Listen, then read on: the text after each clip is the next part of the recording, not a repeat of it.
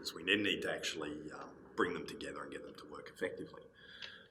There's a couple of things going on here that set the basis for understanding board dynamics. You'll of course run across a fair bit of board dynamics when you've been doing stuff like people behaviour, OB, etc., those kinds of topics. But there are some key differences about a board.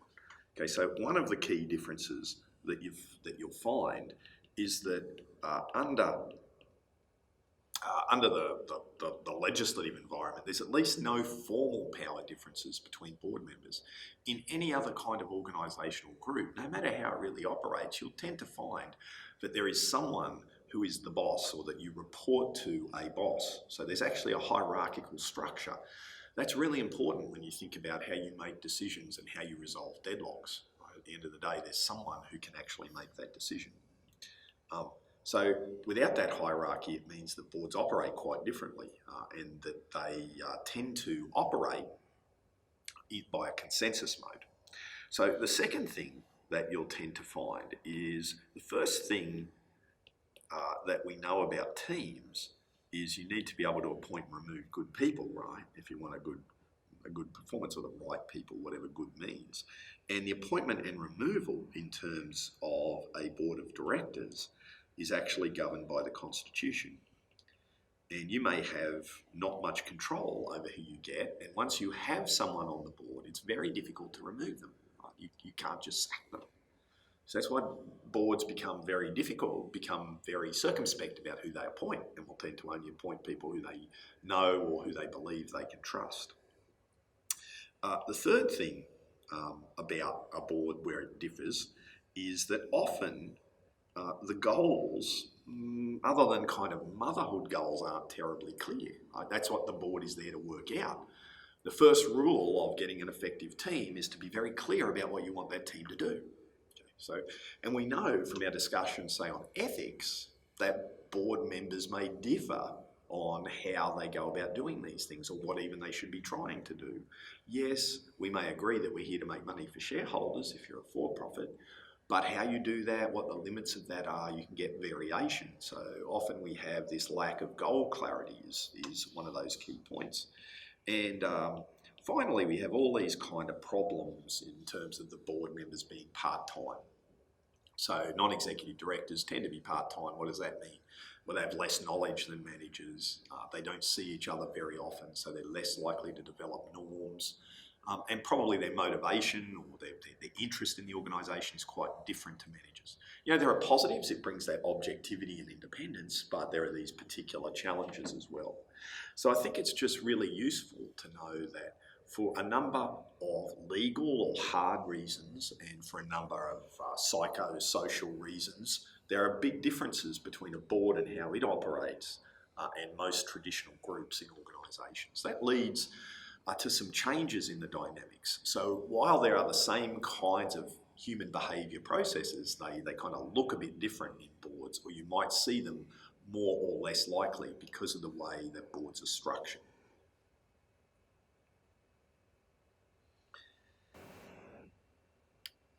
One of the things that governance is driving for is to get effectiveness. But to get that effectiveness, what we need is effectiveness at 3 levels. At the first level, the board needs to be able to perform its function.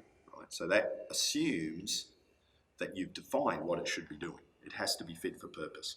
The board of a small not-for-profit is going to need to do different things to the board of, say, a large for-profit. Second thing is the board as a group needs to work well together. So you'll often hear people talk about the idea for a good culture on the board, trust on the board, the idea of having good group norms. And then within this group structure, the individuals need to be effective. So the individuals need to prepare for their board meetings. They need to be able to bring knowledge and skills, etc. So that we have this idea of effective individuals working in an effective group to deliver an effective outcome. Now, one of the interesting conundrums that arises from a board structure is this idea of kind of shared responsibility. So you'll remember back on this previous slide, I said that there's really no hierarchy, and you may remember from our discussion on directors' duties that individual directors have no power, it's only the board. So one of the problems becomes when there's a corporate or a board action that's negative, that's unethical. Let's take an unethical or illegal action. Okay, so we've got that kind of action occurring. If you're an individual in the group and only the group can make it, who is responsible for that particular action? It's a really difficult kind of question to answer. It's one of the reasons that the legal duties just focuses on what you did in the process rather than the actual decision, because the law recognises it was the group that made the decision, not you. So if your individual decision process as part of that was different, if you voted no and the majority yes, right, the law is going to treat you differently, okay, because of what you did in terms of that decision making. But at a broader level, there was a letter to an Aunt Agatha, or agony aunt to the New Yorker, etc., who handled this question much better than I would. Probably a little bit of an inappropriate story, but why not? I'm a bit inappropriate. So imagine you've got a school bus going along, and this is written in America where they play lacrosse, which is kind of like hockey from what I understand. So imagine you've got two hockey teams, right? You got the boys' hockey team on a bus, and their bus is overtaking the girls' hockey team. And as the boys' team passes the girls' team, one of the boys pulls down his pants and moons the girls' team. Okay. So this is just a bit of background, by the way. The letter to the Agatha, the etiquette advisor for the New Yorker was, my son was on the hockey team and in the bus. The school has asked my son to write a letter of apology, right, for the mooning event, but my son was not the captain of the team and my son was not the mooner. Right? So my son did nothing wrong, he was just on the bus. Should my son write a letter of apology, right, for the mooning event? The Aunt Agatha was much wiser than I am about answering this question. She wrote back and said, look, in no way should your son write a letter of apology, for indeed your son was not the mooner and was not the captain and isn't speaking for the team. However, it's entirely appropriate for your son to write a letter of apology for contributing to the atmosphere that led to the mooning event and allowed the mooning event to continue. And I think that there's a real lot in that in terms of thinking about how we operate in business, but also particularly in boards. Okay, while you're not responsible for the actions of others, what you do put up with and how you do act in the group, etc., is what leads to the behaviour that lets other people get away with behaviour or encourages the behaviour in other people. So while you can't be responsible for their actions, I think particularly as directors and officers, how we act will shape the behaviours of others, and that's something that we do need to take a bit of responsibility in. So when things aren't going well, no matter what the dynamics, we should step in and say our piece. That's what we're there for when we're in these senior positions. Okay, so one of the key things that we're trying to overcome is, from the group's literature, is group process loss. Okay, so in nearly every group-based study you find, you say, look, if you look at the potential of a group to carry out a task and what they actually achieve, it's less.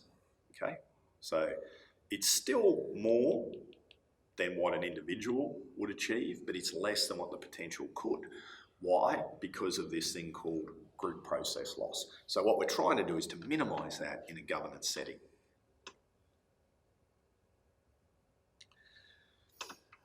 The way we do that is with a combination of processes and policies that encourage dynamics. So I think processes and dynamics go together. There's very little evidence that direct kind of intervention around relationships works, but working on processes and problems actually can shape the dynamics as well. So I think that's why there's a concentration on policy and process, in particular in governance.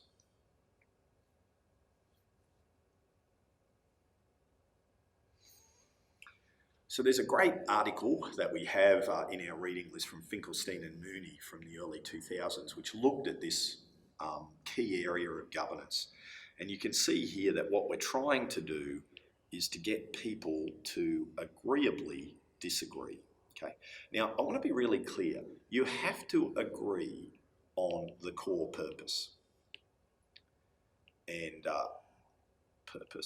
or goal of the organisation, right? If you don't have that, you're going to have problems. But once you have that, you often have this disagreement about how to get there. And that's positive, right? That's one of the reasons that you actually have a group.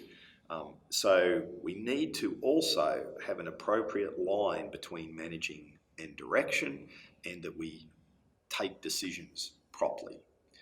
And their solutions are selection, getting the right people there, getting the right decision structure, which is about having the right committees and the right way to make decisions, running our meetings well, right, and steering those meetings very well. So you can start to see the central role that meetings play in governance, the board meeting.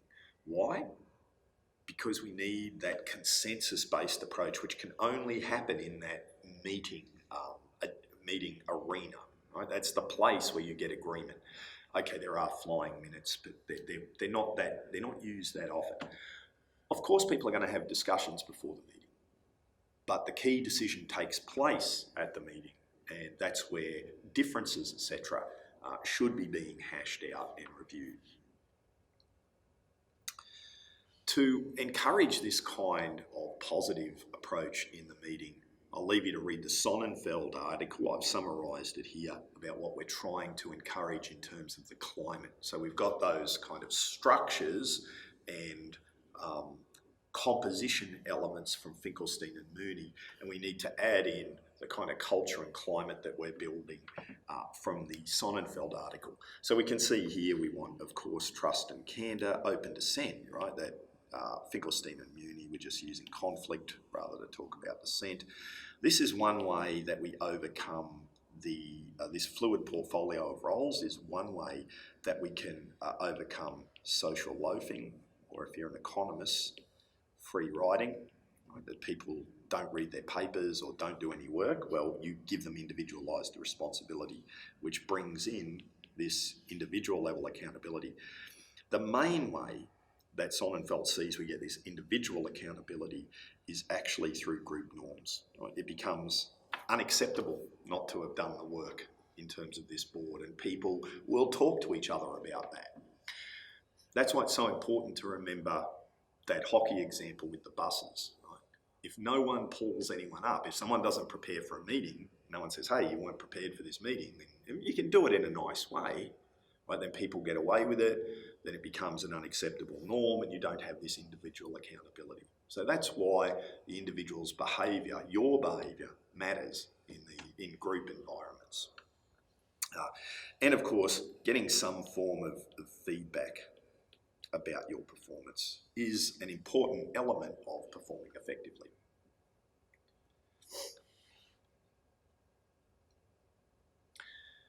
So that's what we've got to have in place. The next little segment is going to look at some of the core problems that we might face in terms of the group dynamics.